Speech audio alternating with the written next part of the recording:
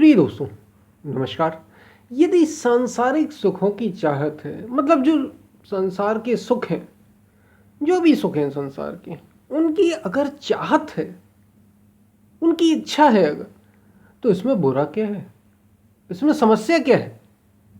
इसी पर हम वीडियो में बात करेंगे। उससे पहले अगर आप चैनल पर नए हैं तो सब्सक्राइब भी करें, वीडियोस को लाइक भी करें, जो पसंद आए उसे शेयर करना ना भूलें। पूरा सुनेंगे तो आप वीडियो का अधिक से अधिक लाभ ले पाएंगे और अपने जीवन में उन बातों को ला भी पाएंगे। हम चलते अपने वीडियो की तरफ। यदि सांसारिक सुखों की चाहत है तो इसमें बुराई क्या है? समस्या क्या है? जिसको सांसारिक सुखों की चाहत होती है, जो संसार में सुख लेना चाहते हैं, वो यही कहते हैं इसमें बुरा क्या है, इसमें समस्या क्या है भाई। और बात भी सही है। सांसारिक सुखों की अगर चाहत है हमें, तो इसमें बुरा है क्या? वो तो होना ही चाहिए। हर कोई सुख ही तो चाहता है। दरअसल समस्या किसी बात की नहीं है। आप जो भी संसार में सुख लेना चाहते हैं, वो शरीर के तल का हो, मन के तल का हो। शरीर यानी सर्दी गर्मी, ये शरीर के तल के हैं। सर्दी गर्मी किस में होती है? शरीर में लगती है आपको। सुख दुख मान अपमान अच्छा बुरा मन में लगता है आपको। तो जो भी इच्छा आप करना चाहते हैं सांसारिक, इसमें बुराई दरअसल कुछ भी नहीं। एक छोटी सी कहानी सिकंदर के बारे में है। सिकंदर जो दुनिया को जीतने चला था, विश्व विजेता का ख्वाब देखने वाला सिकंदर। किसी वीडियो में भी हमने ये चर्चा की। वो विश्व विजेता बनने जा रहा था, लगभग सब जगह जीतता चला जा रहा था और भारत की ओर बढ़ रहा था। उसी समय एक गुरु वहीं के बड़े प्रसिद्ध थे, सब कोई उन्हें जानता था, एकदम फक्कड़ महात्मा थे। वो वहाँ से गुजर रहा था, तो उन्हीं के जो सिपाही थे, सलाहकार थे, उनने सिकंदर से कहा कि जो वे गुरु का नाम हमने सुन रखा है, वे यही हैं, आप उनसे मिलना चाहते हैं? तो सिकंदर ने कहा बिल्कुल मिलना चाहता हूँ, बड़ा नाम सुन रखा है, आखिर है क्या वो एकदम फक्कड़ महात्मा। सिकंदर वहाँ पहुँचा, उनने देखा और सिर से ऊपर तक देखा और उन्होंने कहा कि कौन हो भाई तुम, कहाँ जा रहे हो? और सिकंदर बोला, अरे मैं ग्रीस का सम्राट सिकंदर और विश्व विजय करने जा रहा हूँ, दुनिया को फतेह करने जा रहा हूँ, दुनिया को जीतने जा रहा हूँ। उन्होंने कहा कि पागल, तेरे पास समय का है, तू कहाँ दुनिया को जीतने में जा रहा है? ये जो भर भर के गाड़ियाँ निकल रही ये किसकी हैं? ये तेरी ही हैं। तो सिकंदर मुस्कुराया। पहले तो उसे धक्का लगा कि विश्व विजेता सम्राट सिकंदर को आज तक किसी ने ऐसी बात नहीं की, लेकिन फिर संभला वो, क्योंकि वो भी गुरुजनों का आदर करता था। और जब उन्होंने ऐसा कहा कि ये गाड़ियाँ जो इतनी निकल रही हैं ये किसकी, तेरी हैं? तो सिकंदर मुस्कुराया, बोले हाँ ये मेरी हैं। सब निकल गई हैं, अभी और बाकी है। अरे बोले अभी क्या, अभी तो पूरी कायनात चल रही है हमारे साथ, भर भर के हथियार यहाँ से जा रहे हैं। वो गुरु बोले, वो व्यक्ति वास्तव में सत्य के जानकार थे, वो बोले तेरे पास समय का है पागल, इस आश्रम में दो लोगों के रुकने की व्यवस्था है, एक तो मैं हूं, एक मेरा सेवक है, और एक तेरे लिए वो व्यवस्था है। चल यहीं रुक, आराम कर, मेरे साथ रह, थोड़ा भजन कर, तेरे पास समय नहीं है दूसरे में गंवाने को, तू कब विश्व विजेता का ख्वाब देखने जा रहा है?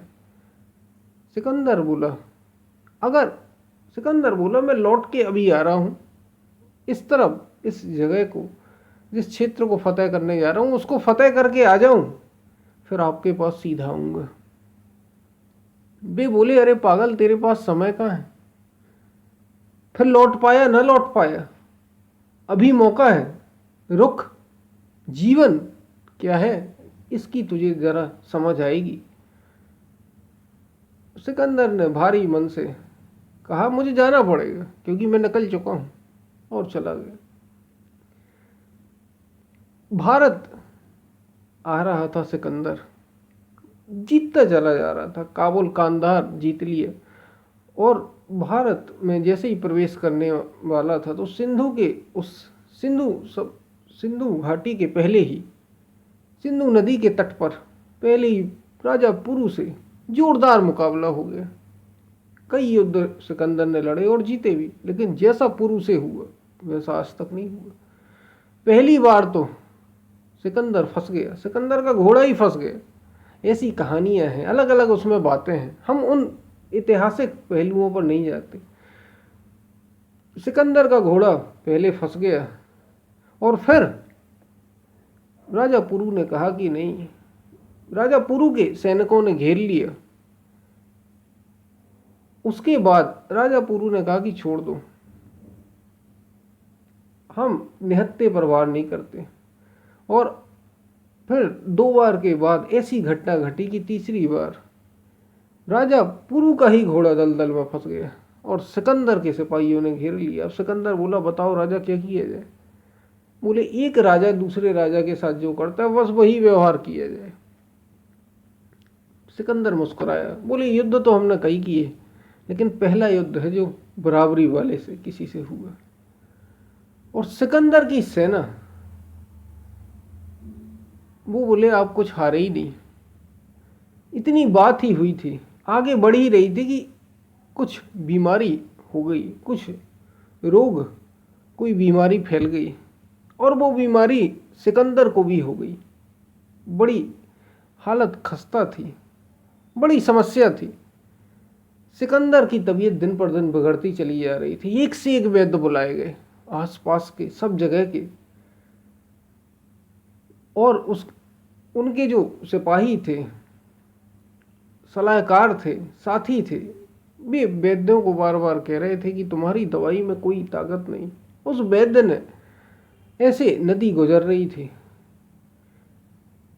बहता दरिया गुजर रही थी नदी का, उस वैद्य ने, जो राज्य वैद्य था, उसने औषधि ली और वो नदी में डाल दी। नदी का पानी बंधने लग गया, एक जगह रुकने लग गया जहां वो औषधि डाल दी। तो बहते दरिया को भी मान दे। वैद्य ने कहा, इस औषधि में वो शक्ति है, लेकिन अब राजा, जो हमारे राजा ये सिकंदर है, इनको ऊपर वाले ने ले लिया, उसका इलाज हमारे पास नहीं है। हम चीज़ों को, व्यवस्थाओं, हम अच्छे से अच्छी औषधि इलाज कर सकते हैं, लेकिन अब ये हमारे हाथ की बात ही नहीं रह गई। इनको तो ऊपर वाले ने ले लिया, अब वही कुछ कर सकता है। तो सिकंदर जब दुनिया से गया तो दोनों हाथ, सिकंदर ने दुनिया जब जाने लगा तो वो पहुंचने ही वाला था, खबर भिजवाई। कहाँ? उन्हीं गुरु के पास, और कहा कि मैं आपके पास सीधा चला ही आ रहा था, लेकिन लगता है मैं आप ही के पास आ रहा था। ये सिकंदर के शब्द थे। 32 वर्ष की महज आयु, विश्व विजेता का ख्वाब देने वाला सिकंदर ख्वाब ही रह गया। उसने लिखा चिट्ठी में कि मैं आपके पास ही लौटने वाला था, लेकिन लगता है लौट नहीं पाऊंगा, यही समय। और यही उन्होंने कहा था कि तुम्हारे पास पागल समय का है, कहाँ तू उलझा पड़ा है दुनिया में, संसार में, विश्व विजेता और ये सब, तू वहाँ हमारे साथ है। असली जीत हम तुम्हें बताएंगे क्या है।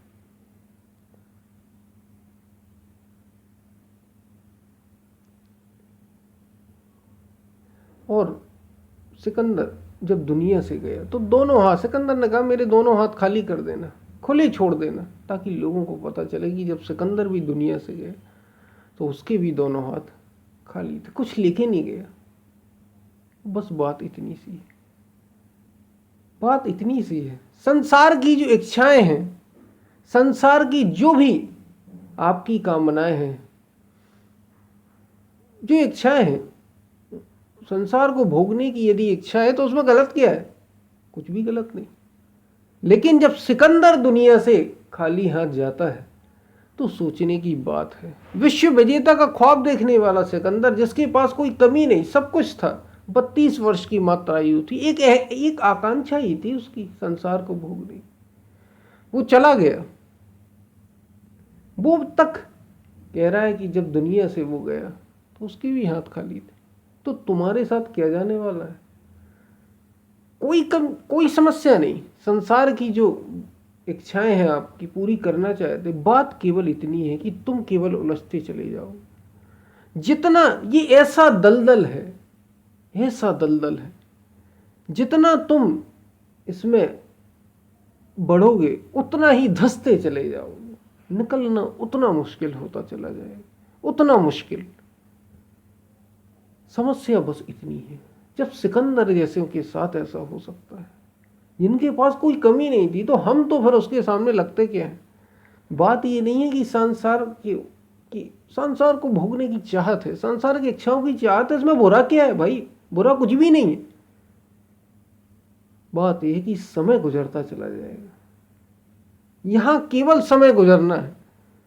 जाना हाथ यहां पे कुछ नहीं आना, बस। बुराई की बात नहीं है, बात यह है कि तुम्हारे हाथ कुछ नहीं लगना। रहना नहीं देश बिराना है, यह संसार कागज की पुड़िया, बूंद पड़े घुल जाना है। संत कबीर ये कह रहे हैं, बूंद पड़ते ही घुल जाना है, हाथ में यहां कुछ नहीं आने वाला। बस समस्या इतनी है। इसलिए ये जो सांसारिक इच्छाओं की जो चाहत है, बुराई इसमें यह है कि तुम्हें बाद में धोखा ही मिलेगा।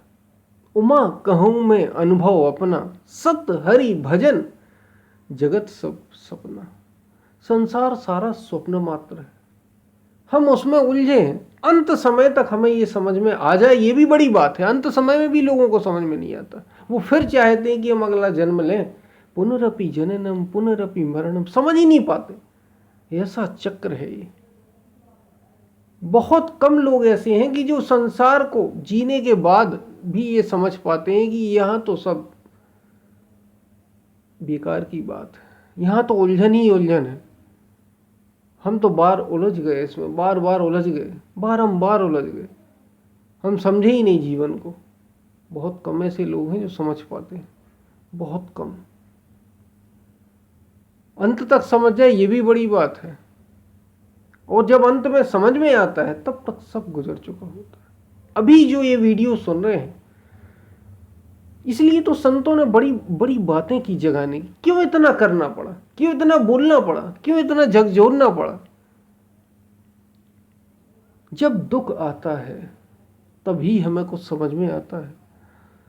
भाग्यशाली हैं वे। संतों ने तो ये तक कह दिया कि बलिहारी उस दुख की जो पल पल नाम रटा है।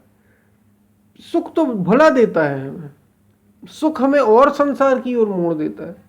भाग्यशाली हैं वे जिनके जीवन में दुख आया है, उन्हें मौका मिला है जीवन को जानने का, भी जरा हटने का प्रयास करते हैं। वो अमीर हो गरीब हो कोई भी हो, भी समझने का प्रयास करते हैं और वे निकल जाते हैं इस चक्र से। संतों को मृत्यु दिखती है अपने सामने। जो सत्य को जानने वाले हैं या जानने का प्रयासरत हैं, उन्होंने देख लिया है कि यहां तो मौत के अलावा और कुछ भी नहीं, मृत्यु ही है। तो इससे ऊपर का सत्य क्या है? ये तो एक ऐसा है जैसे सपना होता है। इस सपने से हमें पार जाना है। जो हम सुबह शाम का सपना देखते रहते हैं, बस उतना ही सपना है। उस सपने से हमें पार होना है। उसके लिए हम क्या करें? उसके लिए हम क्या करें? बस उसी की बात है कि हम कैसे उस सपने से, वो जो सपना हम देखते हैं वो हर दिन होता है। ये एक बड़ा सपना है, लेकिन है ये भी एक सपना। संसार स्वप्नवत है, संसार सपने के समान है। जो जाग गया वही जीवन का रस ले पाता है। और यहाँ हम जो भी सुख ले रहे हैं उसके पीछे दुख खड़ा हुआ है, सबसे बड़ी समस्या है। इसमें बुराई पता है ये है कि दुख है, सुख थोड़ा मिलेगा नहीं और दुख बड़ा लंबा मिलेगा, बड़ा गहरा मिलेगा। फिर सुख मिला नहीं कि फिर दुख खड़ा हो जाएगा।